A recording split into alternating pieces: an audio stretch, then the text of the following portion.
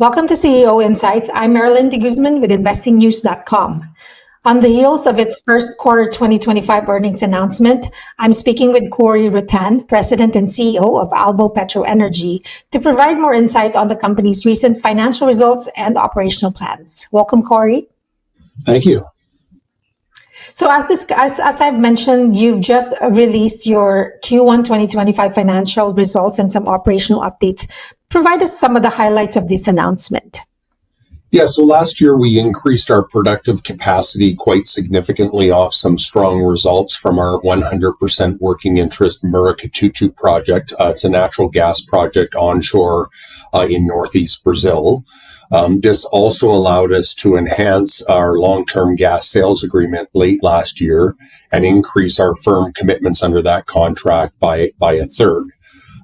As a result of both of those things, our Q1 sales increased 41% quarter over quarter up to 2,446 barrels of oil equivalent per day. Our realized natural gas prices remained very strong at US $10.44 per MCF. And that helps continue to drive our industry-leading operating netback profit margins and allowed us to generate funds flow from operations in the quarter of US $9.2 million. One of the things we do is we have a very disciplined capital allocation model where we're looking to basically reinvest about half of our cash flows in organic growth and return the other half to stakeholders. So with the increased production and cash flow that we saw, we did increase our quarterly dividend in the first quarter up to US 10 cents per share, and that translates into a yield of about 10%. Great. And that same announcement, you've also disclosed that your new sales agreement with Bahia Gas. There's a 7% increase in natural gas prices. How do you plan to leverage this to enhance your revenue streams? And what strategies are in place to mitigate potential commodity and currency exchange risks? Yeah, so we've certainly seen a lot of volatility in the global commodity price environment lately. The way our gas sales agreement works is it reduces a lot of that volatility. So our price resets on a quarterly basis based on the prior 3 months average Brent oil equivalent prices, Henry Hub natural gas prices, and the exchange rates. So it really helps smooth out a lot of that volatility. If you look at the current kind of commodity price forecasts in the market, we would expect our realized natural gas price to stay in the US $10 to $11 per MCF range for the foreseeable future. So that's about 3 times the price that US producers are receiving, and it's over 7 times what the posted Canadian natural gas prices are. So given all that, and also considering that we have no debt outstanding, we're certainly much less sensitive to price volatility than our peers would be. And with the strength of our gas price and our financial position, it really gives us a unique competitive advantage where we can implement more consistent capital programs and target better rates of return on those investments. Can you maybe talk a little bit more about that, your planned capital programs within Brazil, like your, how you're moving forward, new exploration plans? Talk a bit more about that. Yeah, in Brazil, we've got kind of a twofold capital program. We've got some development locations that we're drilling on our original assets called Cabaret. We've got up to 5 development wells to drill there this year. And in addition, following up on that success that we had at Murucututu last year, we're drilling a follow-up well to that success on the Murucututu project, which is 100% working interest. And our goal is to, further expand our productive capacity and be in a position, hopefully, to be committing to, ideally another 25% increase in our firm delivery commitments by the end of this year. And you've also indicated, you now have the ability to invest in high rate of return opportunities in both Brazil and Western Canada. Talk about these opportunities and your plans to pursue them. Yeah, so to complement that inventory of growth opportunities that we have in Brazil, on February 5th of this year, we announced a strategic entry into the Western Canadian Sedimentary Basin, initially focused on the Manville Stack oil fairway. Within 45 days of signing this agreement along with our partner, We drilled the first 2 open hole multilateral oil wells with a total of 12 horizontal legs.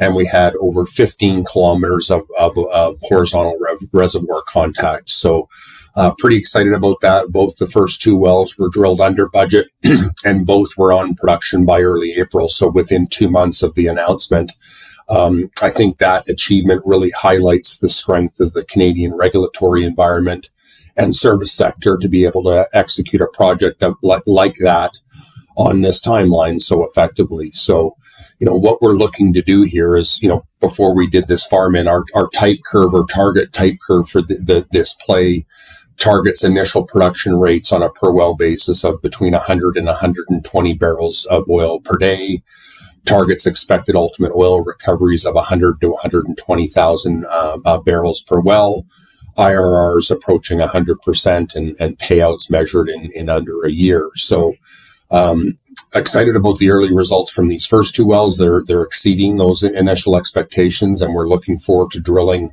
up to an additional 4 of those locations in Western Canada here this year. And we think we've got a pretty big inventory of low risk, high rate of return oil wells to drill over the coming years. As a result of this farm in, we now have a 50% working interest in 25 sections or 25 square miles of highly prospective land in the Manville Stack Heavy Oil Fairway, and that's on the western Saskatchewan side of the play. Right. With regards to your expansion in Western Canada, and given the current macroeconomic conditions in North America, such as, changing interest rates, inflationary pressures, and regulatory uncertainty, as well as the broader geopolitical tensions that are affecting energy markets today, how is Alvopetro assessing the long-term strategic value of this Canadian expansion? Yeah, so I think as we're all aware, there's been a lot of volatility lately. But if you step back and you consider that the break-even WTI price for new oil drilling in the United States is around $60 US WTI per barrel, my view certainly is that prices can't be much below this level. And if so they probably can't be there for very long. So, from our perspective, if anything, I think some of this recent volatility that we've seen actually creates opportunities for a company like ours, given our relative advantage with strong cash balances, no debt, higher gas prices, and more resilient cash flows. And then, if you step back and think, the reality is, the world needs more energy, not less, for sure. And replacing oil production, becomes more and more difficult with time. In Canada specifically, I think it remains to be seen whether our new Canadian government is actually serious about making Canada an energy superpower or not. I'm certainly optimistic that common sense will prevail and it becomes more broadly appreciated that the Canadian oil and gas industry is critical to all of Canada's prosperity and for Canada's competitive position globally. So, one of the things we really like about this asset in Canada is that our share of each individual investment or each well that we drill costs us under Canadian $1 million. So the nice thing about that is that we can really moderate our activity based on results, based on oil prices, and also based on the timing of our other capital projects. So I feel it's a really nice complement to our opportunities in Brazil.